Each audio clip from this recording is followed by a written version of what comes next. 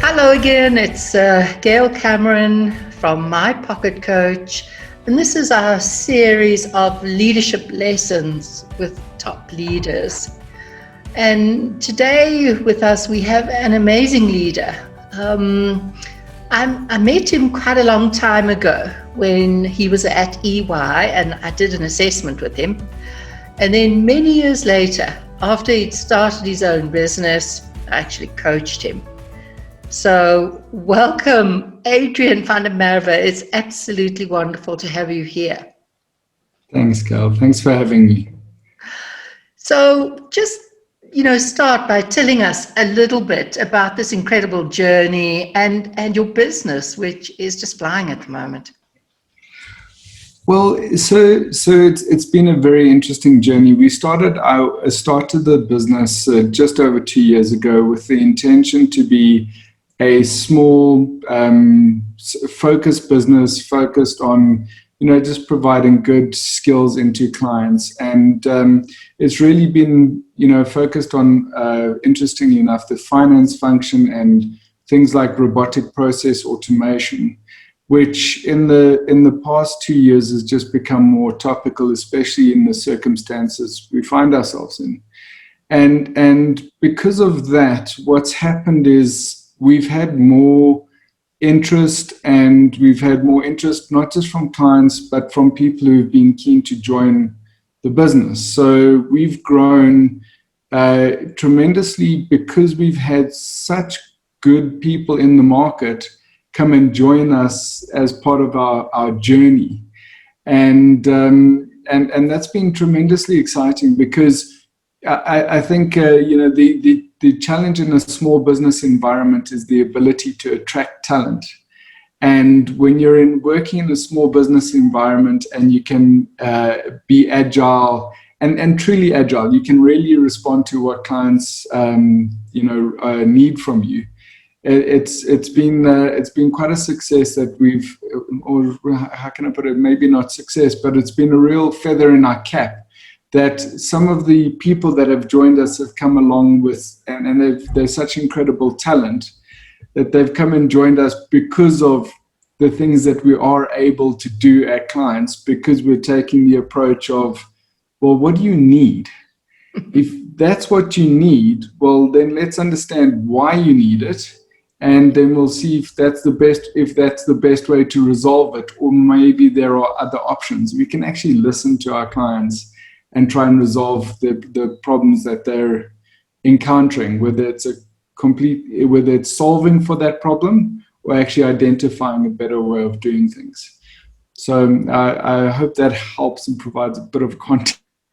So Adrian, you're a real entrepreneur, and take us a little bit further back in your journey. So you also had your own business and you sold it to EY. So take us back to those days and then kind of joining EY and then the journey after that, which is, what you've just been talking about. No, appreciate that. So basically what happened was when I came back to South Africa, one of the things my wife and I agreed on is that I got the opportunity to start my own business, and that so we came back from the UK, started Eighth Man, and the intention was to only actually have Eighth Man for 7 years. That was the plan at the beginning, because the advice that I was given when I started Eighth Man was very interesting advice, was there's only 3 ways out of a business. You either sell it, your children inherit it, or you close it down. Those are the 3 ways out of a business. And a friend of mine said to me at the time, plan for one of them. And so at that time, I actually said, well, my idea was to spend 7 years in Eighth Man and then to see where it goes. So at year 8, we managed to sell to EY, which was very fortuitous at the time. And that also took me on a different learning path, in that while I'd been exposed to the corporate consulting world previously, it not at the level that I came into at EY, and that was it was fantastic because it exposed me to a wide group from a networking perspective, but also essentially the C-suite amongst the client base in South Africa and some of the really exceptional people that they had in their team around the world. So it really broadened my mind as well as to the art of the possible. And that led me to, when I did eventually make the decision to leave, to really think about, well, how could I network better? I think, it's such an underrated skill, but also a thing that we emphasize with the younger generation is building that network out and understanding that,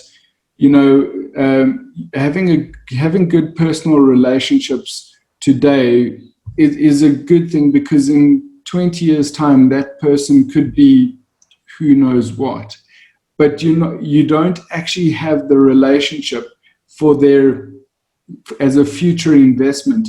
You've actually got to enjoy working with those people. It's not something you fake, if that makes sense. It's actually it's genuinely good relationships and enjoying the people that you have those relationships with.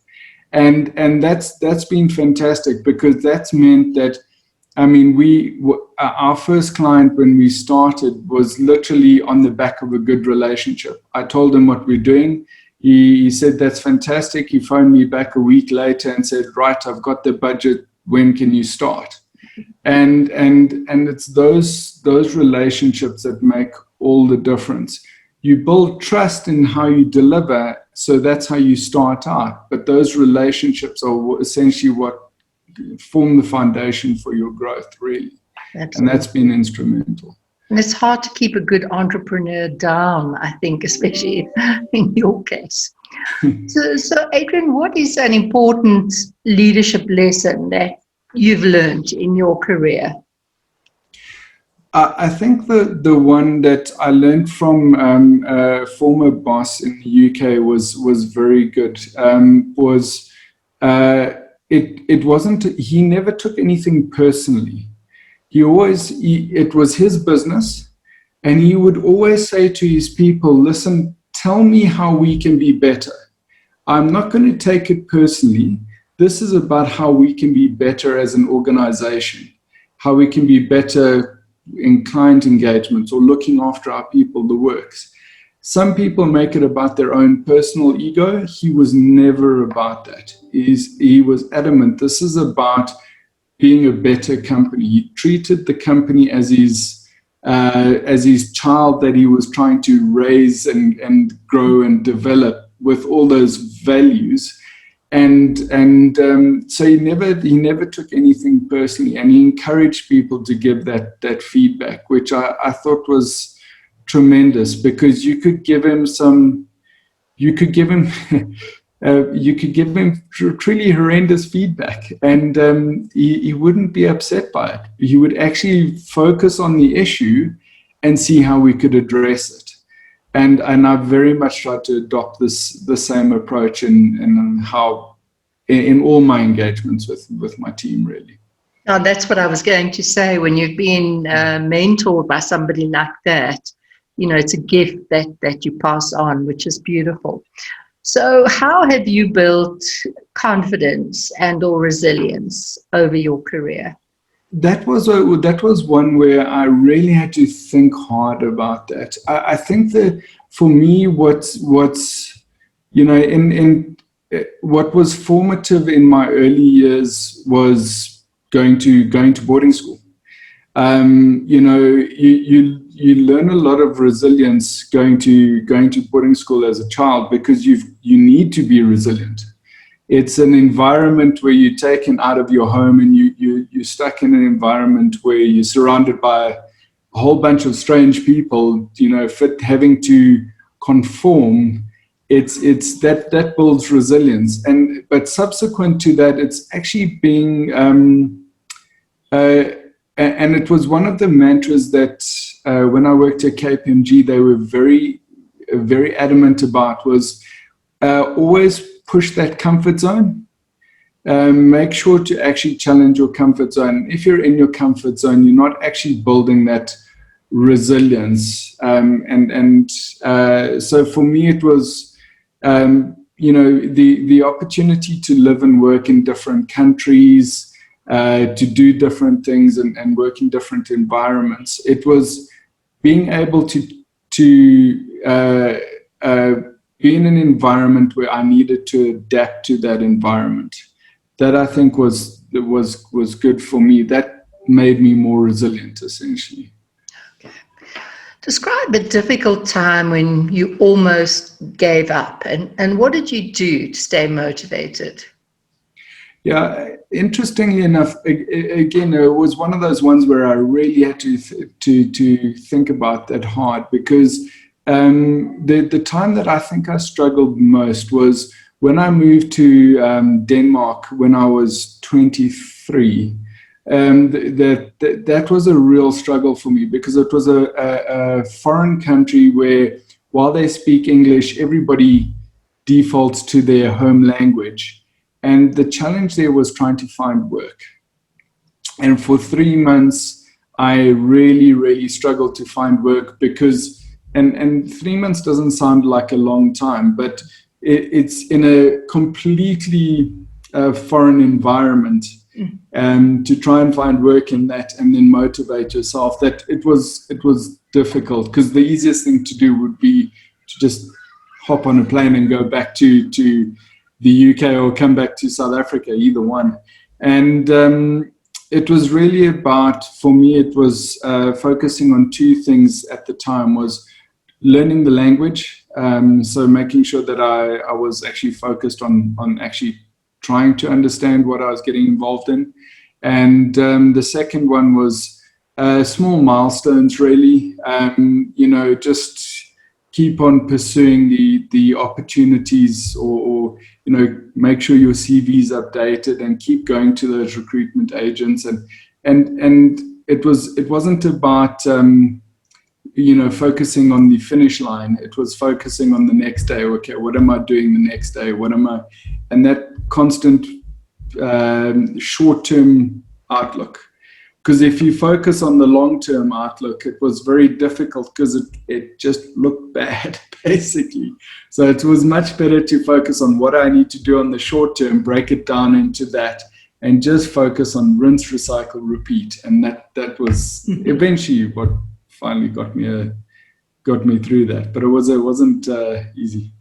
So well done on overcoming that. That's a really tough lesson.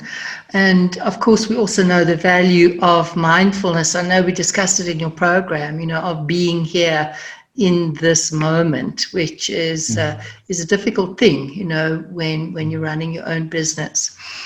So how did you keep motivated during COVID? So for us, it's I think the challenge with COVID has been the sheer volume of work. Our workload has massively increased, and our challenge has really been people engagement, making time for the team, making sure that as a team we are still connecting, taking the time to have a chuckle at each other's expense or at our own expense with the rest of the team. Just to have those personal relationships, all the things that we miss from the office, where you could actually go and have coffee together and actually talk about each other's family or what you got up to on the weekend. It suddenly became very intensely focused on output. And so how we've managed through COVID is we've done a couple of things. We have virtual coffee every day as a team. So every day at 10:30 in the morning, so not everyone can make it. So it's not a prerequisite that you have to be there, but it's a standing invitation. 10:30 in the morning, if you're available, join for virtual coffee, and people just talk about whatever's on their mind at the moment, and you have your coffee together. The second one, which, and I got the idea from one of the US corporates, was to actually have meeting-free days. So we've booked that in the diary where we have meeting-free days now, and it just allows everyone a little bit of downtime.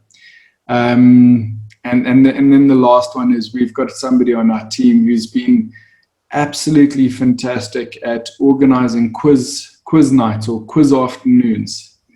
So every 2-3 weeks we have an online quiz, and it is really, the questions are really random, and everyone has a chuckle because nobody knew that this person would know such a random fact.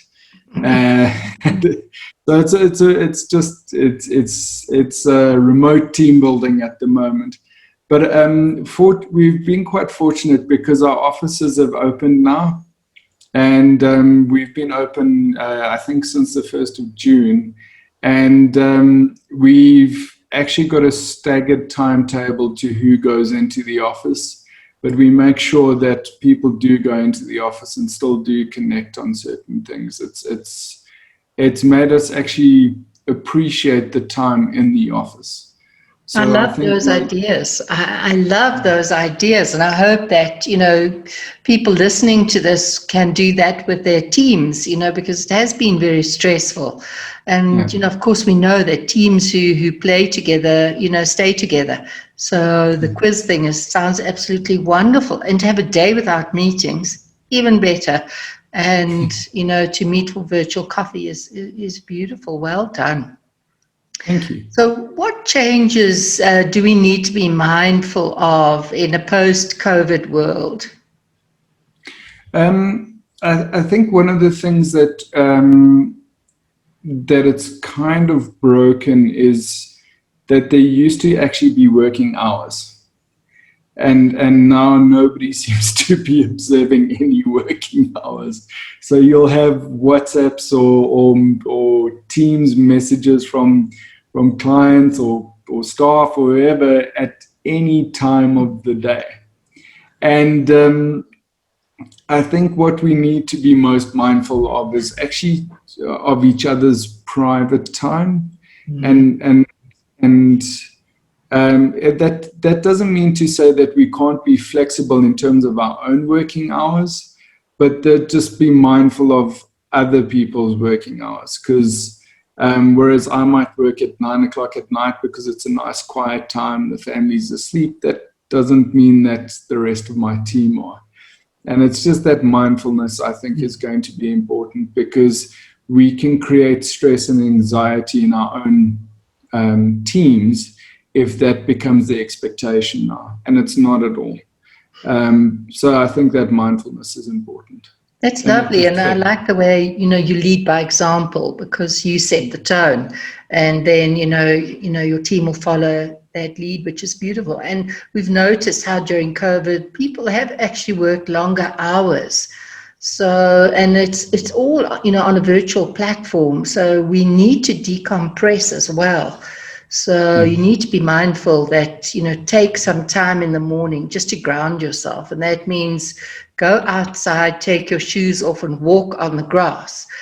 Just a few minutes of that is going to do wonders for you, because you're living in this virtual world.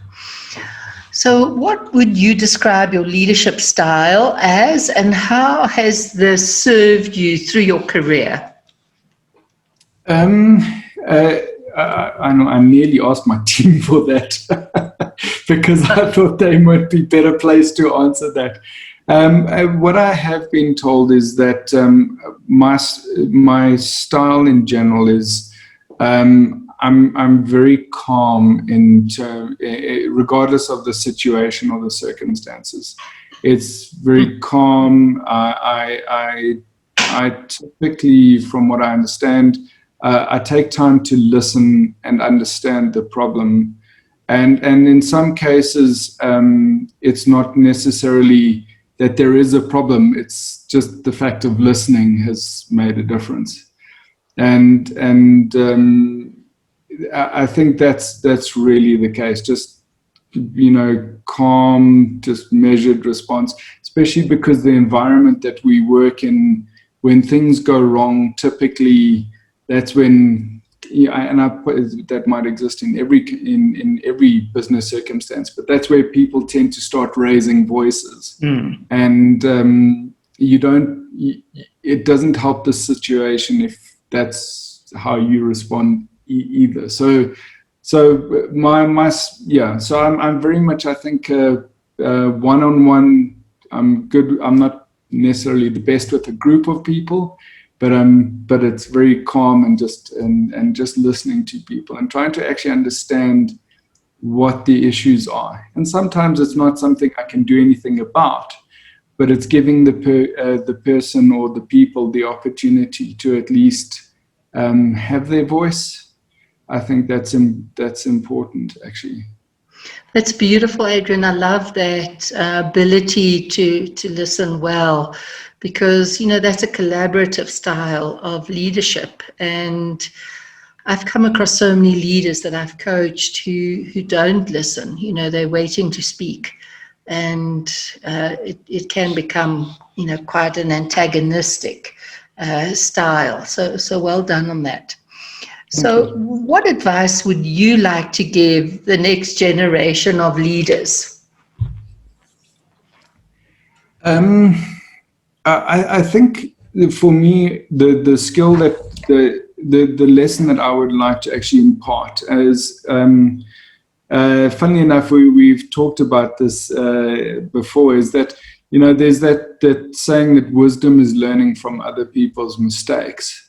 And I think the key lesson for me there is understanding that to learn from other people's mistakes, you've got to be prepared to listen to other people's advice. And there's a lot of gray hair. There's a lot of gray hair out here where you can actually learn from other people's advice. So if you're that proud of whatever you're doing, you will make your own mistakes, and you will unfortunately learn the hard way. Never be too proud to actually listen. And it doesn't mean that you use everyone's advice, not at all, because some people there's no wrong strategy in the business world.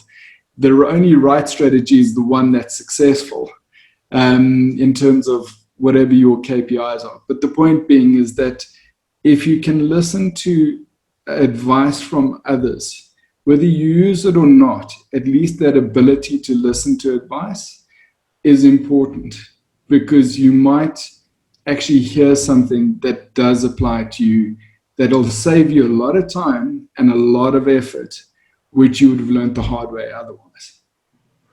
I love that. Thank you, Adrian. And thank you for that wisdom.